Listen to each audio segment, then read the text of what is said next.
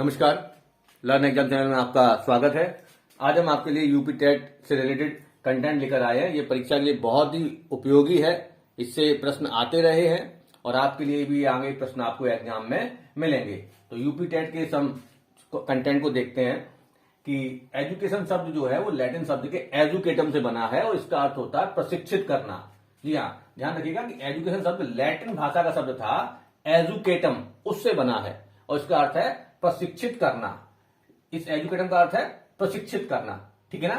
इसी प्रकार एडम जो एक थिंकर थे, उन्होंने कहा है कि शिक्षा जो एक द्विध्रुवीय प्रक्रिया है। पहले कहा था, अब नहीं माना जाता ऐसा। और इन दो ध्रुवों में उन्होंने बताया था कि एक शिक्षक है और दूसरा छात्र है। शिक्षा में दो ध्रुव है, दो डायमेंशन है, एक शिक्षक और एक छात्र। लेकिन आधुनिक समय में जो कि जॉन डीवी जो थिंकर है, उन्होंने बताया था कि शिक्षा के जो त्रिध्रुवीय प्रक्रिया है, शिक्षा एक कैसी थ्री डायमेंशनल सिस्टम है, जिसमें कि एक शिक्षक है, दूसरा छात्र और तीसरा पाठ्यक्रम है, यानी कि teacher, student and the curriculum. ये तीन डायमेंशन जो है जॉन डीवी ने बताए थे। इसी प्रकार महात्मा गांधी के अनुसार, महात्मा गांधी जी ने बुनियादी शिक्षा पर बल दिया था। महात्मा गांधी जी जो है बेसिक एजुकेशन, बुनियादी शिक्षा का प्रक्रिया उन्होंने शुरू की थी, उस पर उन्होंने जोर दिया था। इसको हम आगे देखते हैं। इसी पर गांधी जी ने एक उनका कथन है कि मनुष्य के शरीर और मस्तिष्क व आत्मा का उत्कृष्ट विकास जो है, ये शिक्षा का अर्थ है गांधी जी के लिए। आगे देखिएगा, मैकेंजी जो एक थिंकर है, मैकेंजी ने कहा था कि जो शिक्षा है, मैकेंजी के अनुसार शिक्षा की प्रक्रिया मनुष्य के जन्म से मृत्यु तक चलती है। यह प्रश्न भी आता है कि किसने ये कहा है कि शिक्षा की प्रक्रिया मनुष्य के जन्म से लेकर मृत्यु तक चलती है, तो वो जो है मैकेंजी थिंकर है, मैकेंजी ने कहा है। रूसो और पेस्टोलॉजी शिक्षा के क्षेत्र में मनोविज्ञान को स्थान दिलाने वाले प्रमुख जो है विचारक रहे हैं।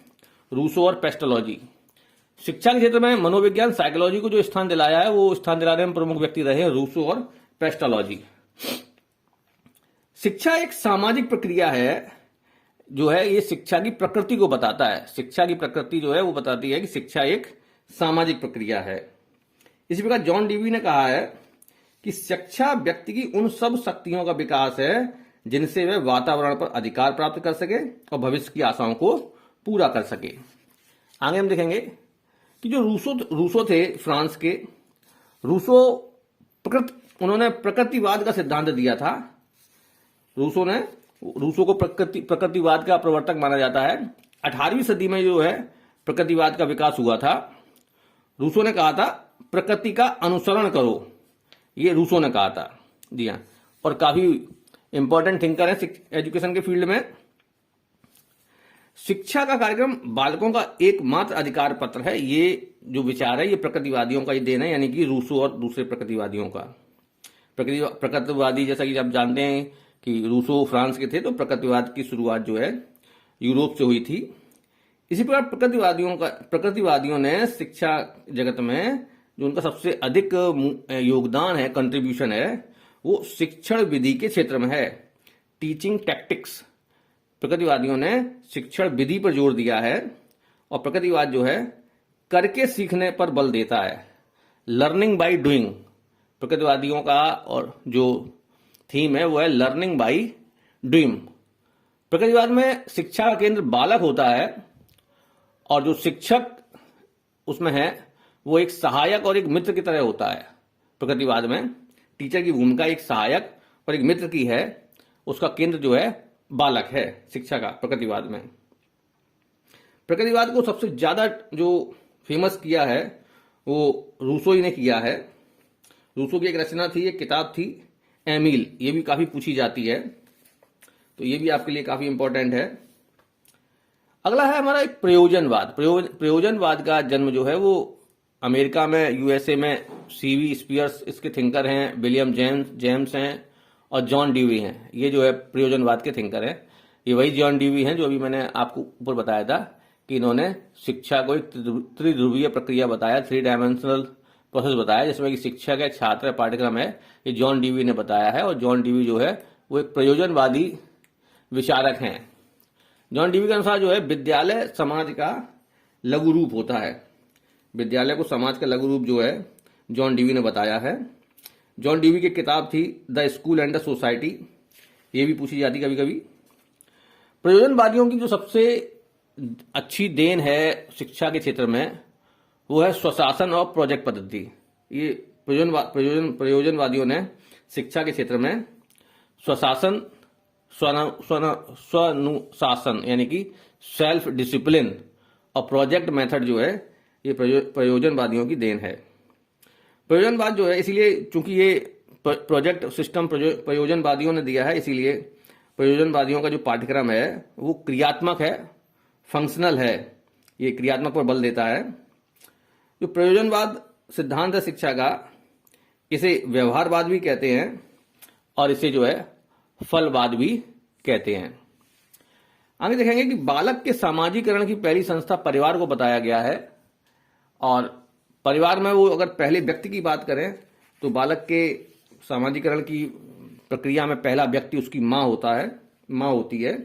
इसीलिए माँ को व्यक्ति की पहली शिक्षिका कहा गया है, बच्चे की पहली शिक्षिका जो है माँ को कहा गया है, क्योंकि जन्म के समय जो बालक है वो एक समाज निरपेक्ष प्राणी होता है।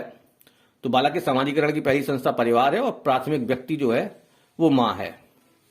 स्कूल शब्द की उत्पत्ति यूनानी शब्द था, यानी कि ग्रीक लैंग्वेज का, उससे हुई है और इसका अर्थ होता है अवकाश छुट्टी। प्रयोजनवाद के अन्य नाम जो है वो फलवाद और व्यवहारवाद है, ये मैंने आपको अभी बताया ही है। तो ये जो है कुछ इंपॉर्टेंट क्वेश्चन है हमारे यूपी टेट के लिए, जो कि पिछले कई वर्षों में पूछे गए हैं। मैंने वहीं से निकाल कर आपको ये दिए हैं और आगे भी मैं आपको ये क्वेश्चन आगे देता रहूंगा।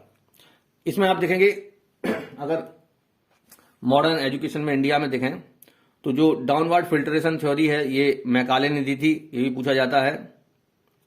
और इसमें जो है अपर क्लास की एजुकेशन में बल दिया गया था कि उच्च वर्ग को शिक्षित किया जाए, तो उससे जो है निम्न वर्ग को शिक्षा जो है छन छन कर पहुंचेगी, इसीलिए निस्यंदन सिद्धांत से कहा गया है डाउनवर्ड फिल्ट्रेशन थ्योरी।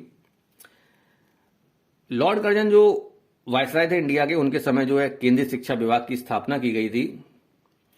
और वुड डिस्पैच का जो है काफी महत्व है भारतीय शिक्षा में। ये वुड डिस्पैच जो है 1854 में आया था। इसे जो है भारतीय शिक्षा का मैग्ना कार्टा भी कहा गया है, वुड डिस्पैच को, और ये क्वेश्चन भी काफी पूछा जाता है। हंटर कमीशन जो है ये 1882 में फॉर्म हुआ था, और भारतीय विश्वविद्यालय आयोग जो है लॉर्ड कर्जन वायसराय के समय 1902 में बना था। इसने यूनिवर्सिटी लेवल की शिक्षा में सुधार की बात की थी, जिसे भारतीय विश्वविद्यालय आयोग कहते हैं, 1902। इस भारतीय विश्वविद्यालय आयोग के अध्यक्ष जो है सर टॉमस रेले थे, और इसकी सिफारिशों पर फिर आगे चल के जो है 1904 में भारतीय विश्वविद्यालय अधिनियम जो है लॉर्ड कर्जन के समय में बना था। आगे 1929 में हार्टांग समिति बनी थी एजुकेशन में, इसने भी काफी अच्छे सुझाव दिए थे, इसका भी काफी योगदान है। अब अगले वीडियो में हम जो है कुछ और दूसरे इंपॉर्टेंट क्वेश्चन आपको बताएंगे। Thank you.